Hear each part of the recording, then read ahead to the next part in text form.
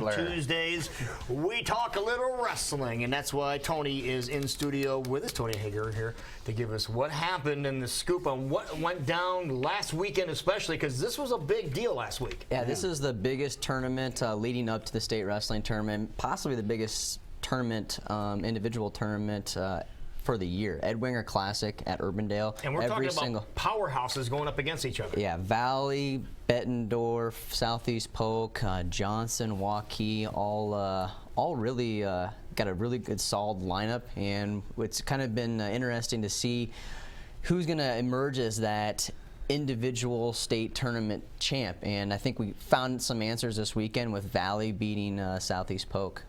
So that's tell everybody by how much? 1 point. One point. Oh, that's a killer. Point. Now explain to people where could somebody have gotten points a takedown, right? Yeah, where could Southeast Polk could have received 2 points? So when you get a bonus point by winning by 8 or more points, or winning by 15 points, or getting a fall, so just one other kid possibly getting a couple more points in a match would give you a couple extra points. Take it a step back, because when I was in grade school, I did wrestling back in Minnesota. Takedowns, how many points? How's it working? 2 points. Yeah, so one more takedown. Well, so let's just say it's a 6-3 score. In order for you to, if you have to win by 8 points to be considered a bonus point victory, so you'd have to win 11-3 to pick up that major decision. So.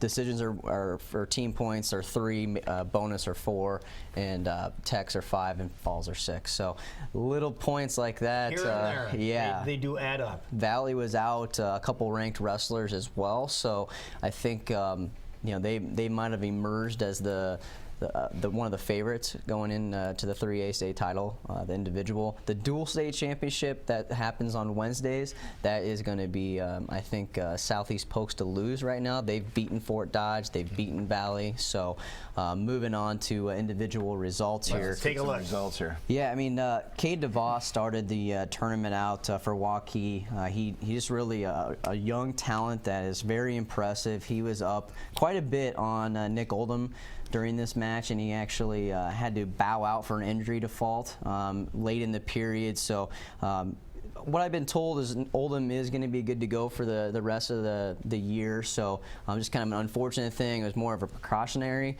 manner to hold him out. So Cade DeVos is a freshman from Waukee. He's actually been wrestling off Kyle Biscaglia at Waukee too. He's ranked number 2 at 13. So these guys are both wrestling off for 106 because there's a stud at 113 from Fort Dodge. But Kyle Biscaglia ended up winning the 113-pound title at the Ed Winger over McGuire Midkiff, who's ranked 3rd in the state. McGuire Midkiff. Yeah, what a name there. Council Bluffs, Jefferson. So Kyle Biscaglia is he's been on the mat longer than DeVos when it comes to high school wrestling here in the state, but he's really effective from his feet. So if he continues to wrestle where he's good at, I think he's going to go a long ways, whether he's at 6 or 13. So for you people that are around the CIML, be on the lookout for who actually gets the starting spot at 106.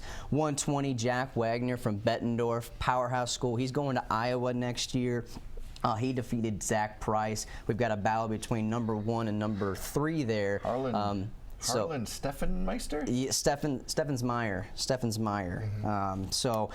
Zach Price actually had to defeat the number 2 ranked wrestler in the state in the semifinals to make it to the finals. So he had a heck of a tournament. So, but Jack Wagner came away with another Ed Winger title. 126, Nathan Lent, Southeast Polk. They got their first title here at 126 over Tristan Cobb from Valley. So that was a big in the points.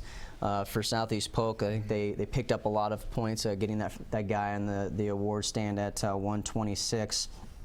Moving on to 132 pounds, then Valley comes back with a title over Zach Mulder of Dallas Center Grimes. So Valley got a title shot there at 132, and then good representation. It looks like. Yeah, I mean the Metro teams really are so solid, and this tournament is just so special. I think for these communities around around Des Moines. Moving to 138, Zach Barnes from Southeast Polk. Yep. He had a big win over Jackson Gallery, who's ranked first in the state for Bettendorf. So that was a big hurdle for him to get over at 138 pounds. He's really strong from this front headlock position that you see him in. If you take a bad shot on him, he's going to make you pay for that. So moving on to 148, Michael Zachary of Dowling Catholic, returning state champ, taking on Joel Shapiro in the finals. Michael Zachary is the guy to beat at this weight class. He's quick, and he makes you make mistakes. And if you take a bad shot, he will go behind before you even know it. So he is extremely quick, and so you got to be careful and pick your battles with Michael Zachary from Dowling. 152, Colton Klingenpeel from Council Bluffs. Thomas Jefferson defeated Dallas Miles from DCG. He moves to 47-0 on the season, so he's an impressive wrestler. Joe Nicholson from Valley got caught in the semifinals. I thought we'd maybe see him in the finals against Klingenpeel. He's a wrestler that transferred in from Virginia to Valley to wrestle here this year, so be on the lookout for that name, Joe Nicholson from Valley. 160, moving on. We had a battle between a 2A top-ranked wrestler and a 3A top-ranked wrestler here. Matt Malcolm, 2A, defeated the 3A guy, Jack Cothy from Valley, and he won with 1 second left on the clock. So he was in the bottom position, and he was down by 1. And kind of a little bit of a scramble at the end of the period, and he came up on top. So big win for Matt Malcolm. He's going to Iowa. So that's what made it so close in the final standings. Yes. I mean, these couple matches, I mean, really were a difference maker. Valley just had a lot of kids in the finals, and that's what propelled them to that title. Moving on to 170, Marcus Coleman from Ames going up against 2A wrestler Anthony Sherry from Glenwood.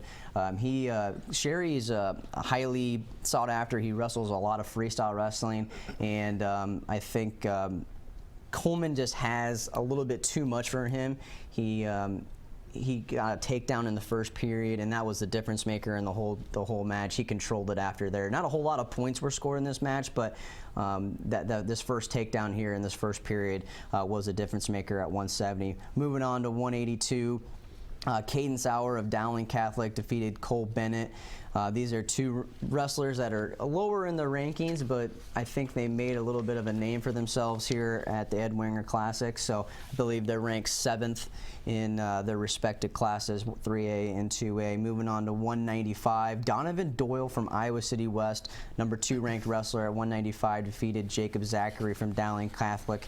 And then at 220, this was one of the big highlight matches of the tournament. Ethan Anderson, a number 1 ranked wrestler against from Southeast Polk, against Rocky Lombardi, the number 2 ranked wrestler from Valley. Lombardi, a lot of people know him as the football quarterback at Valley, so he's a big 2-sport athlete, gets a lot of pub there. But we kind of tested Ethan during this match, and then I think Ethan set up a headlock, which he's known for, and really launched Lombardi at the end to put him on his back, and ultimately won this match. So that'll be something to look at. We'll be able to get to see these two guys wrestle again, I think, this coming week at the CIML. God, look how strong these dudes are. Yeah, 220 pounds. Holy cow. So they'll more than likely wrestle on Friday at Southeast Polk for the CIML conference tournament. So if you want to see these guys wrestle, that tournament will start Friday afternoon.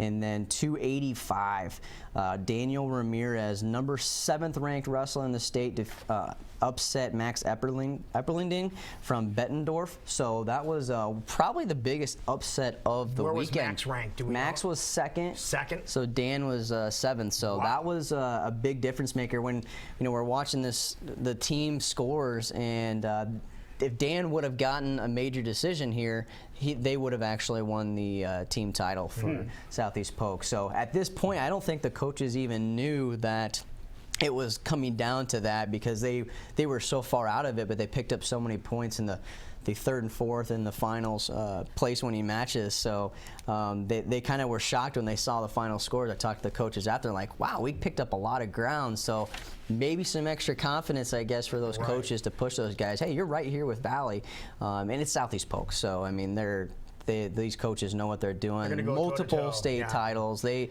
seem to just always be able to get it done. All right, at Wells Fargo. we're coming to the end of January, beginning of February next week. When, for those people that might not know, when is the big wrestling tournament? It is going to be February 18th, 19th, and 20th, I believe, is what the dates are. So we're about 3-4 weeks out. This Friday is the CIML tournament. Then Saturday is all the big conference tournaments, and then we'll have sectionals in 1A and 2A.